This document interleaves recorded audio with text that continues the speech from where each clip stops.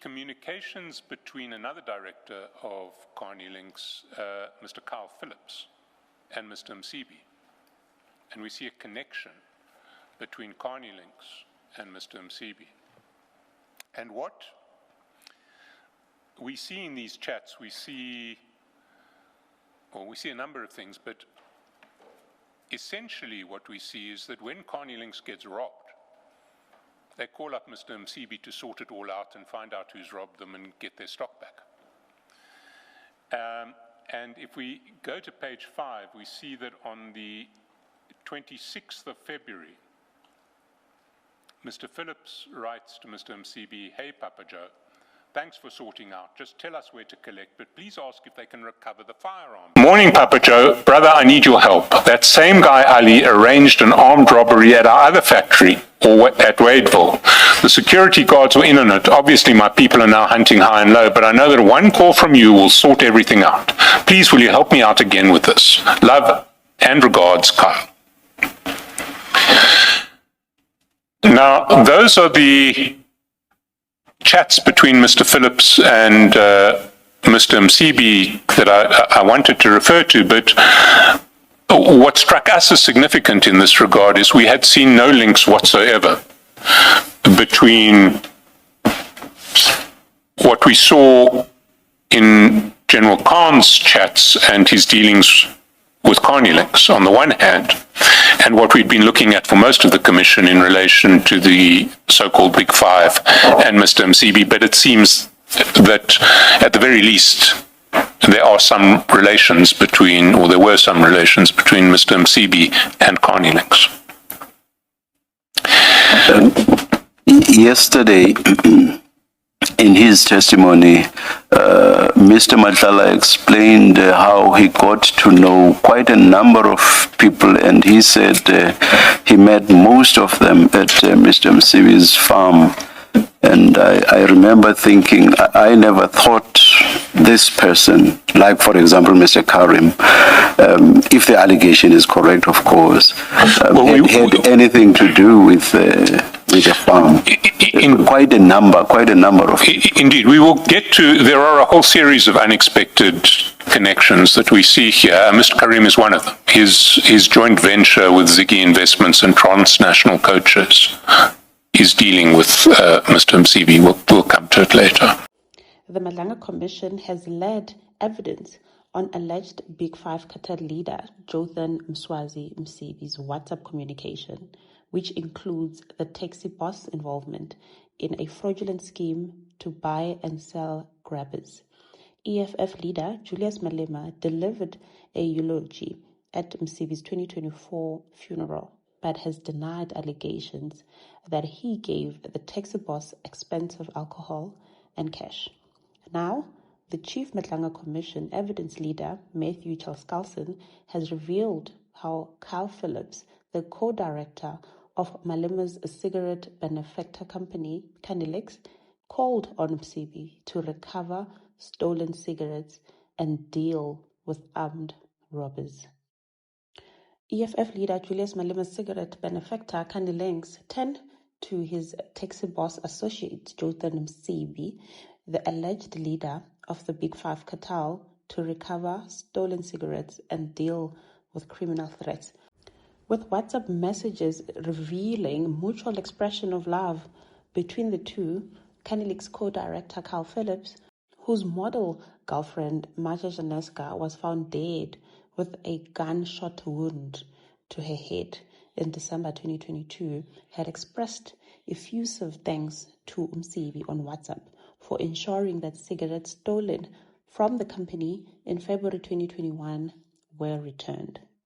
Essentially, what we see is that when Carney Links gets robbed, they call up Mr. Msibi to sort it all out. Who's robbed them and get all their stock back.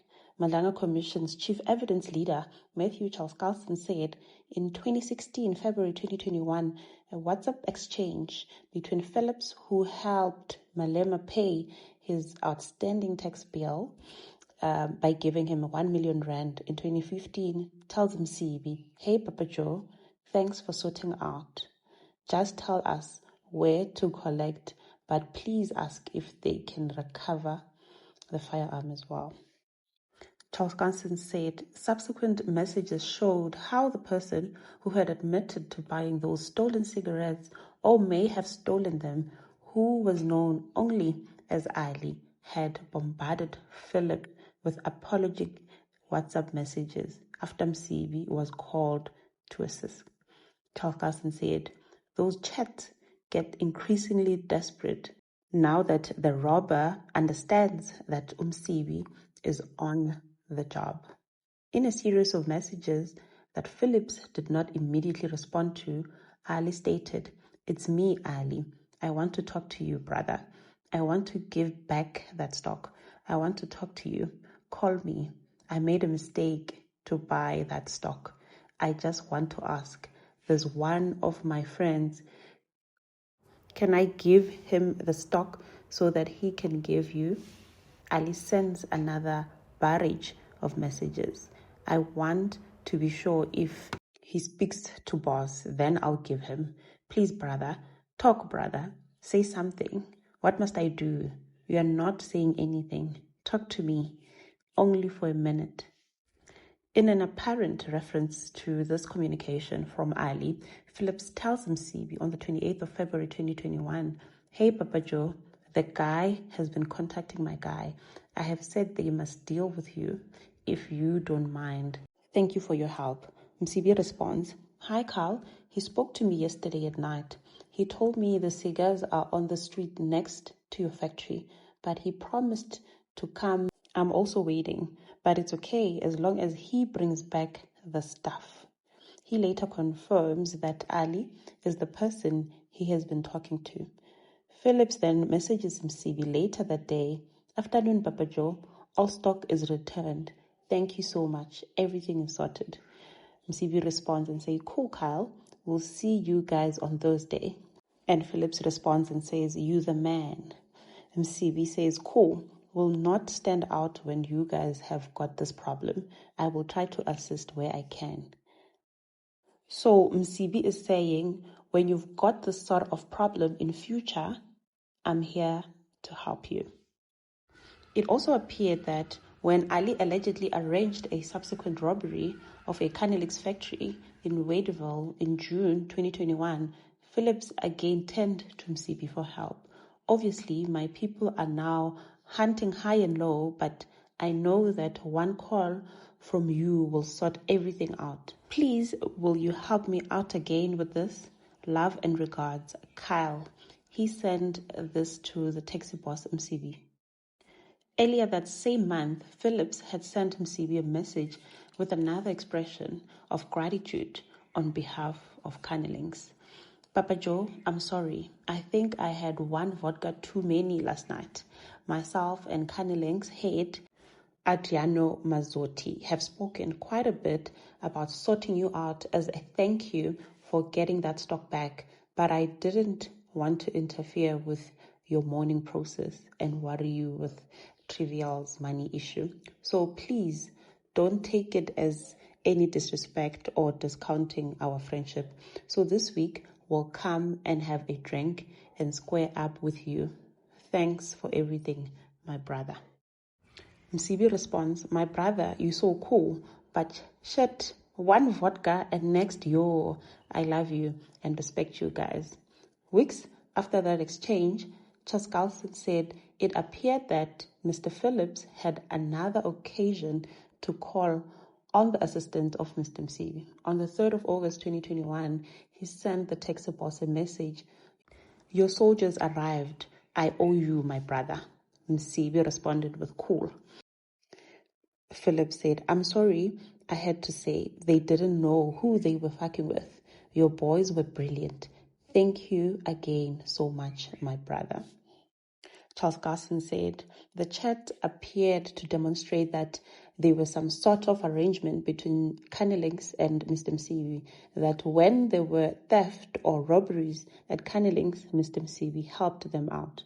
While the commission previously led evidence about WhatsApp communications between Malema and Canelings' chief operating officer, Mohammed Said, where Said was a conduit for a communication between Crime Intelligence Major General Feroz Khan and the EFF leader.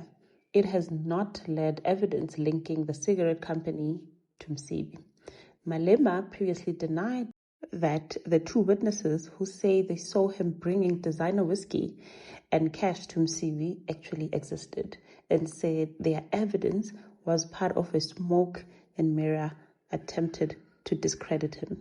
In an affidavit filed in the Gauteng High Court in Johannesburg, Malema accused Patriotic Alliance Deputy President Kenny Kunene, who ventilated the witnessed statement in response to an aborted urgent defamation case launched against him by the EFF Commander-in-Chief, of playing to the public gallery unsubstantiated, spurious allegations against me to gain political advantage.